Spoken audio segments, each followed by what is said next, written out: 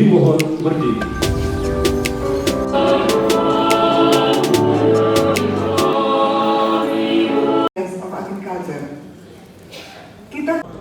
Selamat pagi dan salam sejahtera untuk kita semua. Riwayat hidup Profesor Dr. Sufyansah, SPT MSI. Profesor Dr. Sufyansah, SPT MSI selanjutnya disebut dengan Profesor Sufyan, dilahirkan di Kendari pada tanggal 3 Oktober 1978 sebagai anak ketiga dari 4 bersaudara dari pasangan Bapak almarhum Dr. Andes Haji Safiuddin Daud dan Ibu Hajah Nurpati. Profesor Sufyan menikah dengan Dr. Apoteker Novi Fajar Utami M.Fam dan dikaruniai seorang putra bernama Safan Amzari Saf.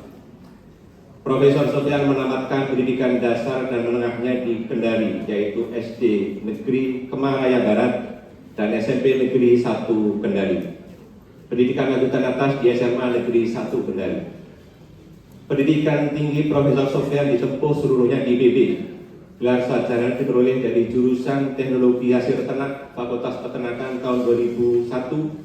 Gelar Magister Sains diraih pada tahun 2006 dari program studi Sosiologi Pedesaan FEMA. Kemudian beliau menamatkan jenjang doktor pada bidang Sosiologi Pedesaan pada tahun 2012. Pada tanggal 1 Desember 2024, beliau ditetapkan sebagai Guru Besar Tetap Fakultas Ekonomi Manusia IPB dalam bidang Sosiologi Pembangunan Desa.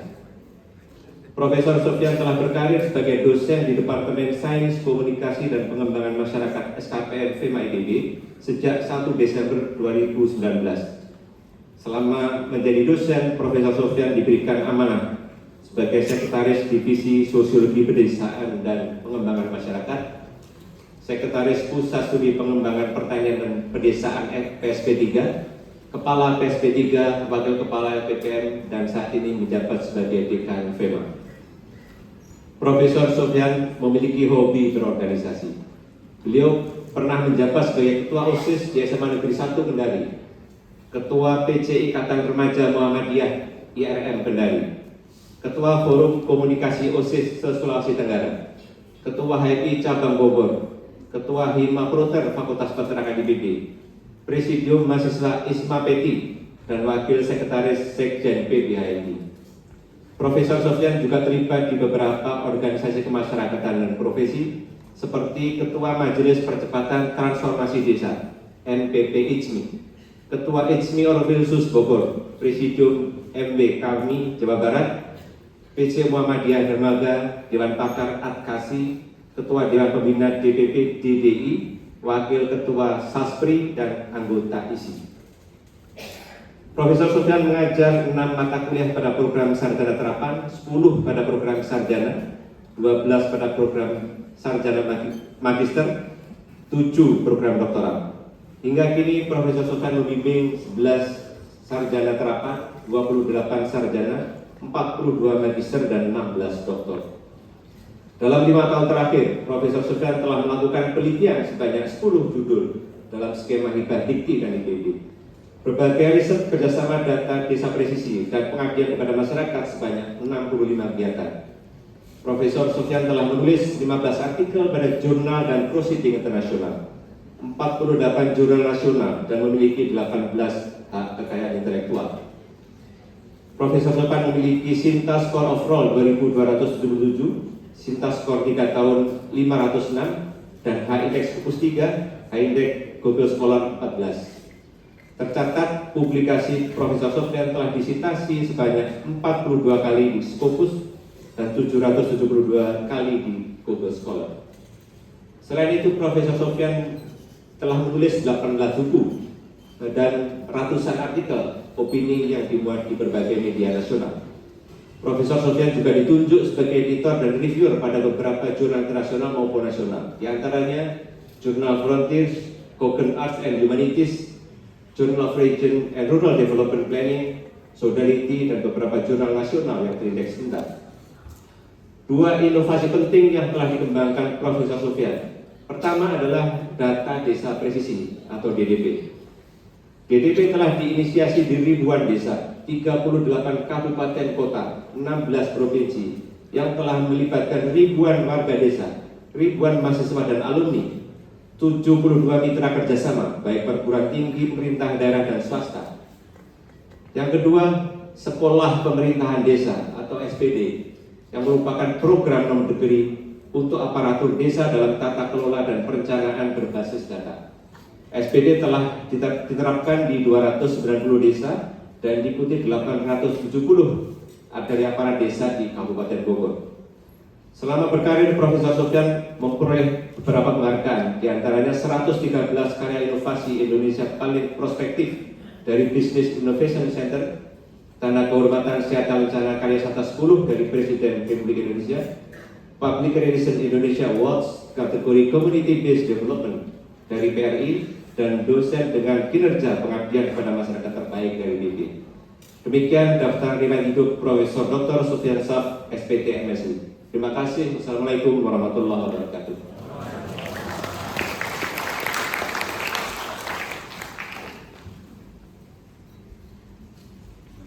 Yang amat pembelajar, Profesor Dr. Sofyan Syaf, Sarjana Peternakan Magister Sains, saya persilakan untuk menyampaikan orasi ilmiah.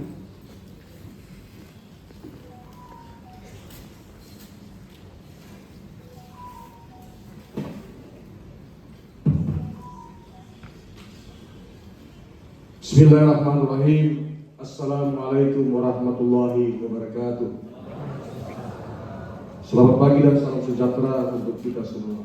Yang saya hormati Rektor IPB, Ketua dan Anggota Majelis Wali Amanat IPB, Ketua dan Anggota Dewan Guru Besar IPB, Ketua dan Anggota Senat Akademik IPB, Para Wakil Rektor, Dekan, Wakil Dekan, Direktur, Kepala Pusat, Ketua Departemen, dan pejabat struktural lainnya IPB, para dosen, tenaga pendidikan, teman-teman sejawat, mahasiswa, alumni, keluarga tercinta, dan segala undangan yang saya muliakan. Alhamdulillahirabbil alamin. Segala puji dan syukur kita haturkan kepada Allah Subhanahu wa taala atas rahmat dan hidayahnya sehingga kita dapat mengikuti acara orasi ilmiah guru besar IPB dalam keadaan sehat walafiat. Pada kesempatan ini saya mengucapkan terima kasih sebesar-besarnya atas kehadiran Bapak Ibu sekalian pada orasi hari ini. Pada kesempatan ini perkenankan saya sebagai guru besar tetap Fakultas Ekologi Manusia IPB pada bidang Sosiologi Pembangunan Desa menyampaikan orasi ilmiah dengan judul Data Presisi untuk Pembangunan Desa, Manifesto Tindakan Kolektif Menuju Dekolonisasi Data. Materi orasi ini merupakan refleksi perjalanan saya sebagai akademisi dalam menjalankan tridharma perguruan tinggi bersama para kolega dosen, mahasiswa, mitra, dan komunitas desa. Sebagai bentuk kontribusi pemikiran di bidang sosiologi pembangunan desa, orasi ini diharapkan turut mendorong kemajuan ilmu pengetahuan dan perbaikan kebijakan pembangunan desa yang berkeadilan.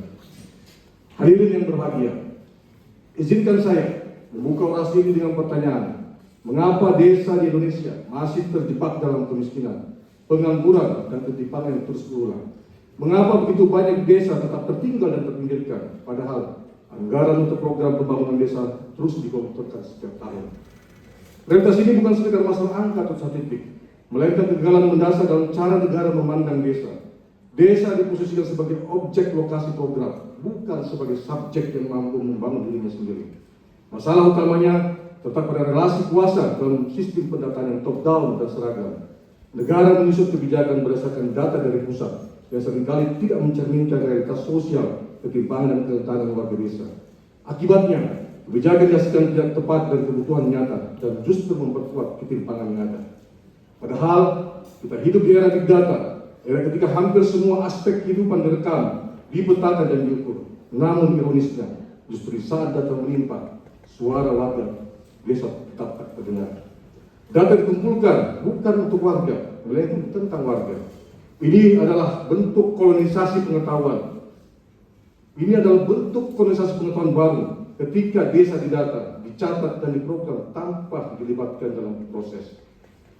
Sebagai sosiolog yang percaya bahwa pengetahuan adalah alat perjuangan, maka orasi ini tidak untuk menawarkan solusi instan, tapi untuk mengajak kita berpikir ulang bagaimana seharusnya kita membangun desa di tengah krisis pengetahuan yang kita warisi.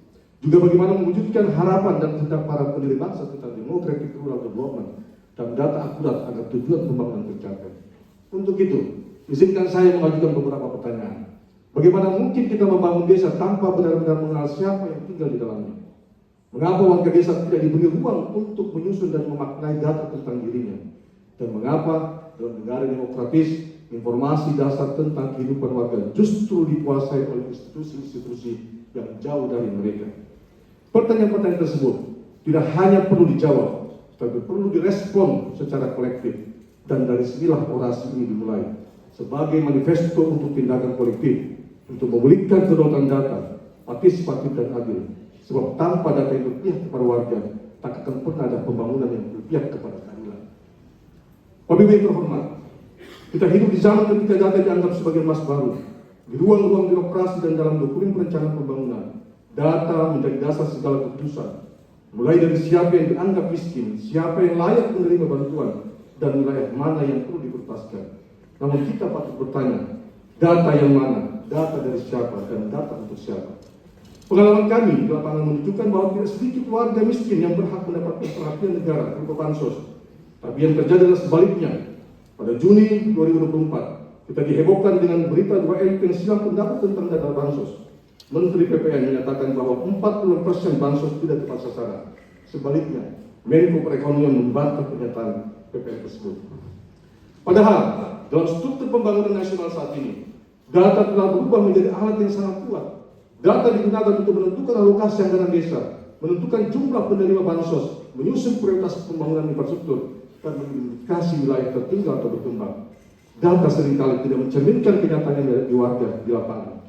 Ia hadir sebagai angka, sebagai tabel, sebagai grafik, bukan sebagai cerita, sebagai pengalaman atau sebagai konteks sosial. Disinilah letak masalah yang paling mendasar. Hadirin yang berbahagia, ketika kemajuan pengetahuan semakin pesat, Indonesia bahkan dunia tidak lagi menghindar dari era big data. Mengapa masih saja terjadi perbedaan data dan atau data sebagai masalah? Saya berpandangan, karena selama ini data yang kita pakai adalah data yang agregatif dan seragam. Akibatnya, informasi yang dihasilkan tak relevan secara lokal. Desa yang hidup dari subsisten pangan hutan misalnya akan dianggap miskin karena tak punya penghasilan tunai, padahal hidupnya cukup dan berdaulat atas sumber dayanya. Paling mengkhawatirkan adalah proses pendataan berlangsung tanpa partisipasi warga. Enumerator dari luar dusun atau desa datang, bertanya, mencatat lalu pergi. Warga tak tahu hasilnya atau bagaimana data digunakan. Mereka hanya diposisikan sebagai objek informasi, bukan sebagai subjek pengetahuan.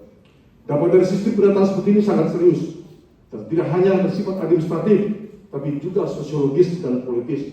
Pertama, kelompok rentan menjadi tak terlihat, seperti anak-anak disabilitas yang tidak terdaftar di sekolah atau lansia yang hidup sendiri tanpa keluarga.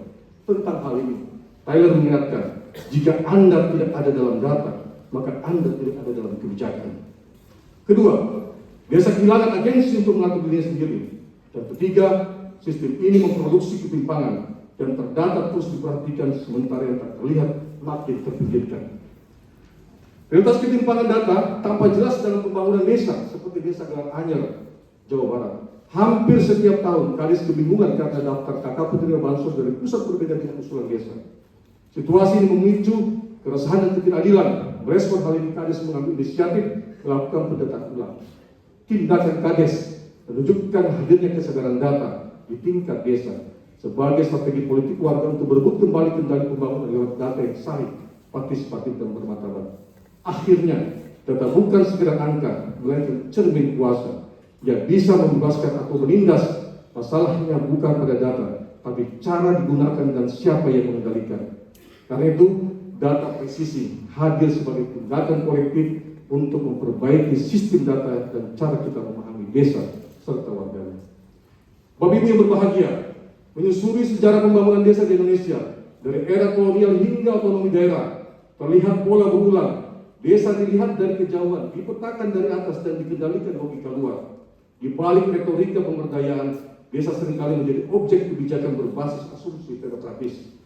Tentunya modal ini membawa konsekuensi. Lumpuhnya teknokratis yang menyederhanakan realitas sosial telah melahirkan bentuk baru kolonialisme, yakni kolonialisme data.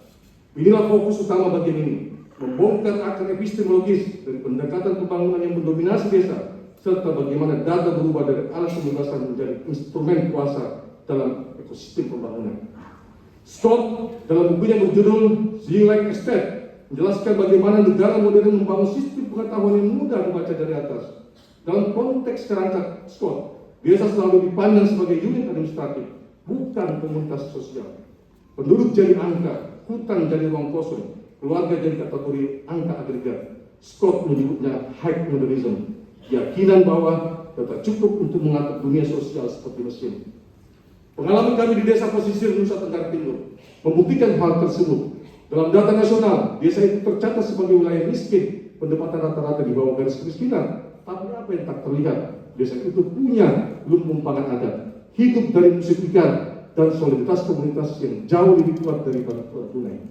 Karena itu, termasuk dalam pengungsian, negara menyebutnya tertinggal. Beginilah negara melihat dari spreadsheet, bukan dari tanah tempat hidup berlangsung.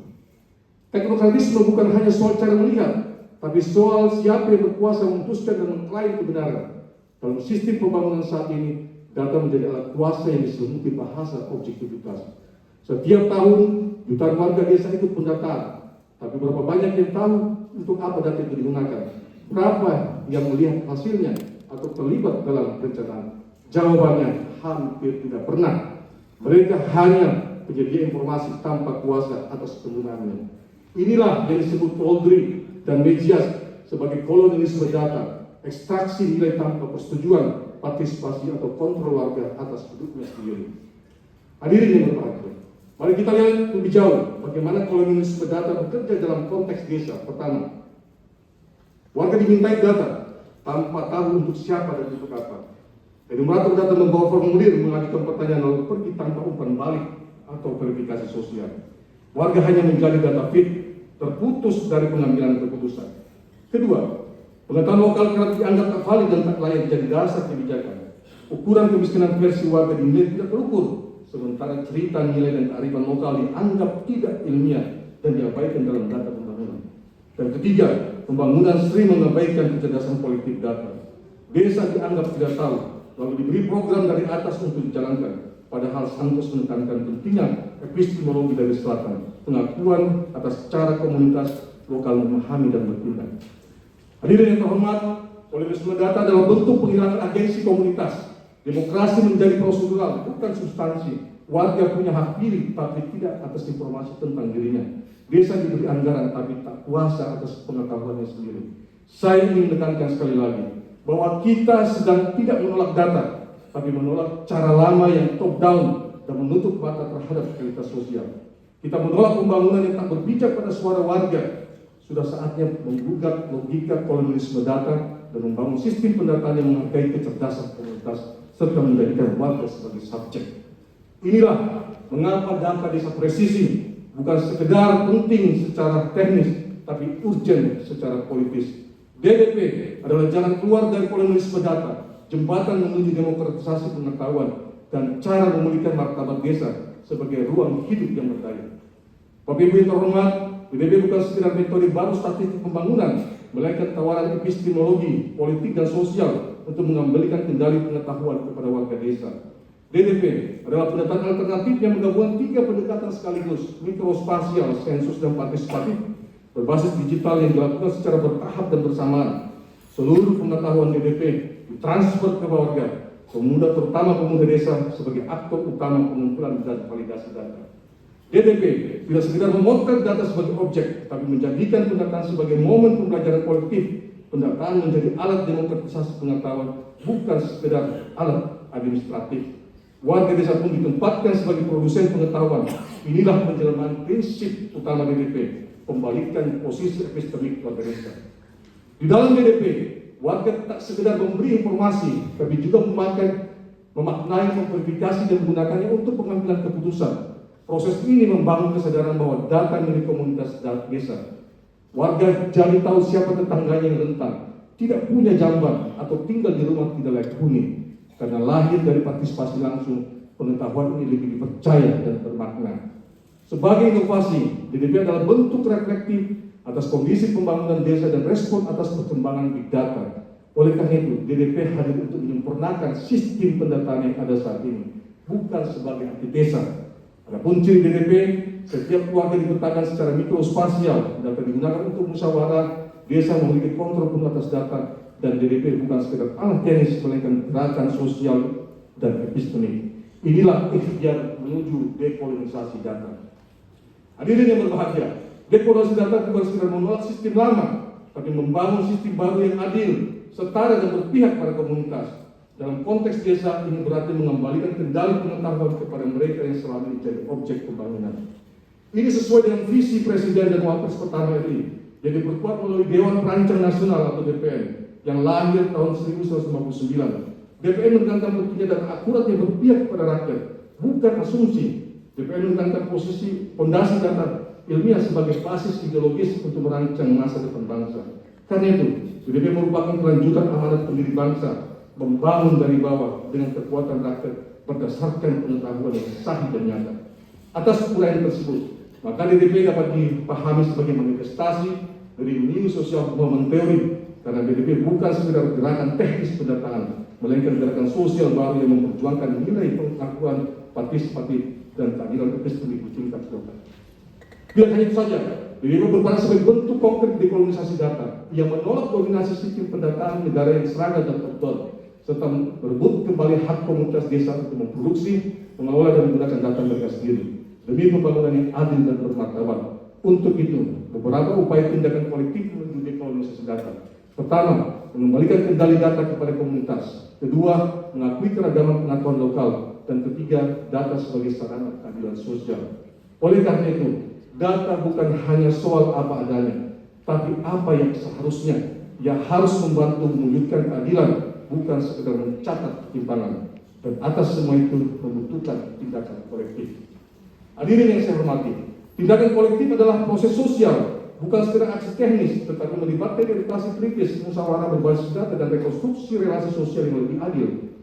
Pendataan kolektif membuka ruang baru, warga saling mengenal, ketimpangan terlihat, dan solidaritas tumbuh dari fakta bersama.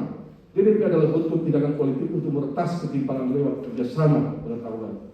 Kami menyadari bahwa dekolonisasi data bukan kerja sesaat, tapi kerja jejaring. Jejaring kerjasama akan memperkuat proses dekolonisasi data melalui kerja-kerja kolektif lintas aktor, sehingga perlu dibangun aliansi pengetahuan di mana kampus mendampingi bukan menggantikan warga, pemerintah mendukung bukan mendikte, dan komunitas menjadi pusat pengambilan keputusan. Di tengah bunyi algoritma dashboard dan kecerdasan buatan, kita perlu kembali pada kecerdasan komunitas.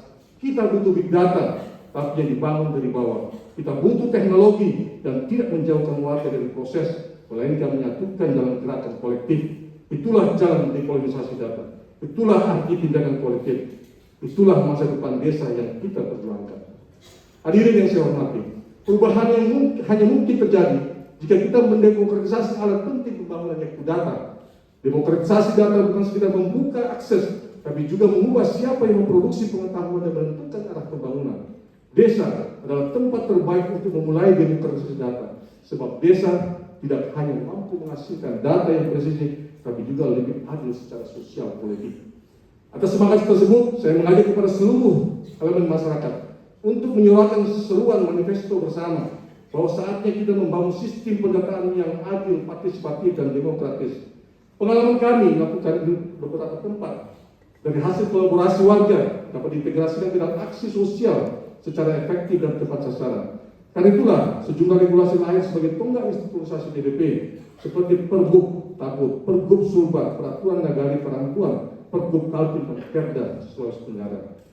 Melalui tindakan politik inilah hal yang kami tak duga sepanjang 5 tahun terakhir. DDP telah diinisiasi di 16 provinsi, 38 kabupaten kota, dan ribuan desa dan kelurahan. Sudah waktunya negara mengakui kedaulatan data komunitas desa agar desa terhindar dari eksploitasi, mampu meningkatkan akuntabilitas, dan merancang pembangunan yang kontekstual dan tepat sasaran. Kedaulatan data hanya bisa dibangun dengan ekosistem kolaborasi yang luas dan lintas sektor. Kita butuh menyatukan gagasan dan aksi bersama untuk mendorong terbentuknya aliansi epistemik. Hadirin yang berbahagia, atas uraian tersebut, izinkan saya menutup orasi ini dengan satu pesan penting. Masa depan membangun Indonesia tidak bisa dipisahkan dari masa depan data, dan masa depan data tidak bisa dilepaskan dari keadilan pengetahuan desa. Data adalah fondasi hidup bangsa, maka mengatur data berarti juga mengatur hidup warga. Oleh karena itu, Pembahasan RUU Statistik harus dibagi sebagai arena politik yang menentukan arah masa depan demokrasi data di negeri ini. Sejauh ini, RUU Statistik masih menempatkan negara sebagai pemilik dominan otoritas atas pendataan dengan sejumlah isu kritis, yakni pendekatan sentralistik, monopoli definisi dan metodologi, dan ketiadaan pengakuan terhadap data komunitas. Untuk itu, saya menyampaikan rekomendasi strategis sebagai refleksi dan koreksi terhadap rancangan Undang-Undang Statistik. Pertama, pengakuan atas data komunitas sebagai sumber yang sah. Kedua, desentralisasi produksi data. Ketiga, kedaulatan data komunitas. Dan keempat, proteksi terhadap penyalahgunaan data. Akhirnya, kita sampai pada titik di mana pembangunan tak bisa lagi hanya bergantung pada data makro yang tak peka konteks. Dunia telah berubah. Kita menghadapi krisis ketimpangan dan representasi sosial. Untuk itu, kita butuh sistem data yang merekam keberagaman hidup. Mari kita suarakan bahwa data bukan milik negara semata, tapi juga milik warga. Pendataan bukan kerja teknokratis tertutup, melainkan kerja kolektif yang bermartabat. Desa bukanlah tempat tertinggal, tapi ruang masa depan yang sedang dirintis. Data presisi bukan sekedar alat teknis, tapi jalan pulang menuju keadilan sosial. Hadirin yang saya hormati, pada kesempatan yang berbahagia ini, izinkan saya untuk membacakan komitmen Guru Besar Institut Pekan Bogor. Dalam mengemban amanah sebagai Guru Besar IPB, saya menyatakan dengan sungguh-sungguh dan sepenuh hati. 1. Mengetahui dan memahami kewajiban dan hak serta tugas pokok, kewenangan dan tanggung jawab Guru Besar IPB menurut peraturan perundang-undangan yang berlaku, baik pada tingkat nasional maupun yang berlaku khusus IPB, serta etika dan tata krama yang lazim berlaku dalam kehidupan masyarakat akademik. Kedua, sanggup dan berkomitmen untuk menjalankan kewajiban dan tugas pokok dengan penuh tanggung jawab, memiliki hak secara proporsional sesuai dengan batas-batas kewenangan yang dimiliki, serta menaati etika dan tata krama kehidupan masyarakat akademik secara utuh dengan penuh kerendahan hati. Dan ketiga, apabila saya sebagai Guru Besar IPB lalai dalam memegang teguh kesanggupan dan komitmen ini, maka saya bersedia diberi peringatan dan atau teguran oleh pimpinan Dewan Guru Besar IPB. Semoga Allah Subhanahu Wa Taala selalu memberikan petunjuk dan lindungan kepada saya. Hadirin yang berbahagia, pada kesempatan yang berbahagia ini, izinkan saya menyampaikan terima kasih atas segala dukungan, bantuan, dan doa dari berbagai pihak yang telah mengiringi perjalanan karir dan pencapaian saya pada titik ini. Untuk itu, saya mengucapkan terima kasih kepada Kementerian Pendidikan Tinggi, Sains dan Teknologi RI yang telah memberikan ruang dan kesempatan bagi pengembangan ilmu pengetahuan, termasuk bidang sosiologi pembangunan desa yang saya tekuni. Kepada Rektor dan Wakil Rektor IPB periode 2023-2028, saya mengucapkan terima kasih dan penghargaan atas komitmen membangun iklim akademik yang terbuka dan transformatif. Saya juga menyampaikan terima kasih kepada Ketua, Sekretaris, dan anggota Majelis Ulama IPB, Ketua, Sekretaris, dan anggota akademik, Ketua dan Sekretaris Dewan Guru Besar, dan Sekretaris Institut. Penghargaan yang tinggi saya ucapkan kepada Direktorat SDM, Direktorat APBNB, Direktorat Umum dan Infrastruktur, Direktorat AKP, dan LMITD. Terima kasih. Saya sampaikan kepada kolega dekan CIPB, Ketua, Sekretaris, dan anggota Senat PEMA, Wakil Dekan PEMA, serta Ketua dan Sekretaris Departemen di lingkup PEMA. Juga terima kasih saya sampaikan kepada kolega dosen di Departemen SKPM, IKK Gizi Masyarakat, dan rekan-rekan itu. Secara khusus, saya mengucapkan terima kasih kepada para penelaah naskah orasi ini Guru Besar saya, Profesor Lala M. Korupati. Saya berserta diri. Terima kasih.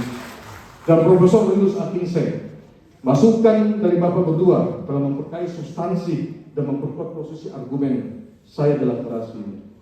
Khusus kepada pembimbing skripsi Dr. Salundik dan Profesor Sri Supraptini Mansur, pembimbing tesis Insinyur Proyetoni Nasdian MS dan Dr. Ivan Agusta, dan pembimbing disertasi Profesor Lala M. Korupati, Profesor Dirin S. Damanuri, dan Dr. Dumalaka Panjaitan. Terima kasih atas bimbingan intelektual yang telah membentuk cara pandang saya. Juga tak lupa saya sampaikan ucapan terima kasih yang tulus kepada seluruh Bapak Ibu guru saya di jenjang SD, SMP, dan SMA. Ucapan terima kasih saya sampaikan kepada Profesor Heri Suharyanto yang telah membuka jalan pengabdian saya sebagai dosen di IPB.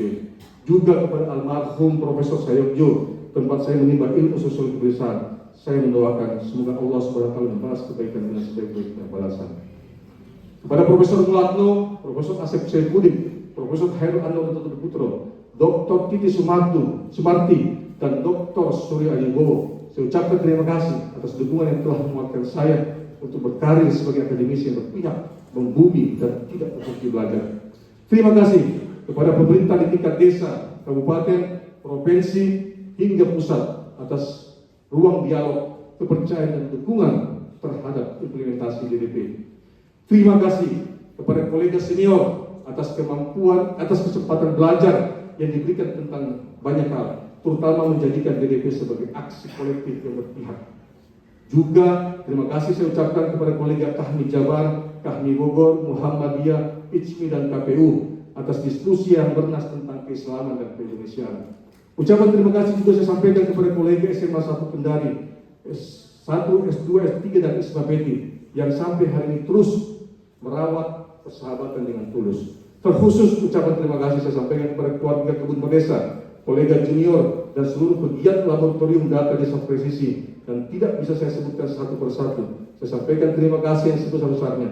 Kalian bukan hanya kolega diskusi, tapi juga teman seperjuangan membumikan ide-ide besar.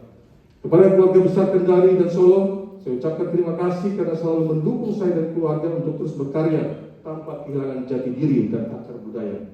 Ucapan terima kasih khusus saya sampaikan kepada Kak Kandaku Profesor Hasbullah Saf dan keluarga, Kak Erna Saf SW dan keluarga, dan Dek Siti Aisyah Saf. Terima kasih atas doa dan dukungan yang kalian berikan kepada saya dan keluarga. Pada Bapak Mertua almarhum Dr. Rudus Langit Samiono dan Ibu Hajjah Siti Rahayu SIP, terima kasih atas perhatian, kasih sayang, dan nasihat yang selalu disampaikan kepada saya dan keluarga. Kepada almarhum Ayahanda Dr. Halus Haji Sabil Daud dan Ibunda Hajjah Bupati,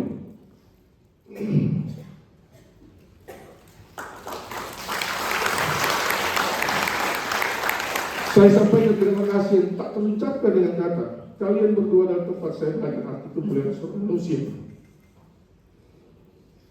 bukan karena jabatan atau gelar, tapi karena kebermanfaatannya bagi orang lain.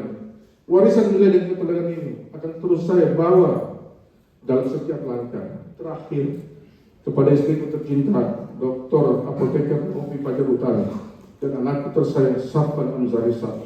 Terima kasih atas cinta, keteguhan, dan kesabaran yang luar biasa. Kalian adalah fondasi sekaligus inspirasi saya yang membuat saya tetap berdiri, terus berkarya dan berjuang.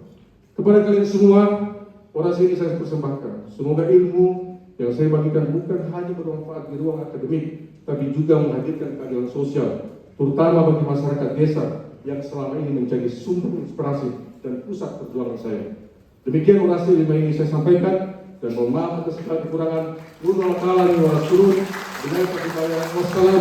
warahmatullahi wabarakatuh.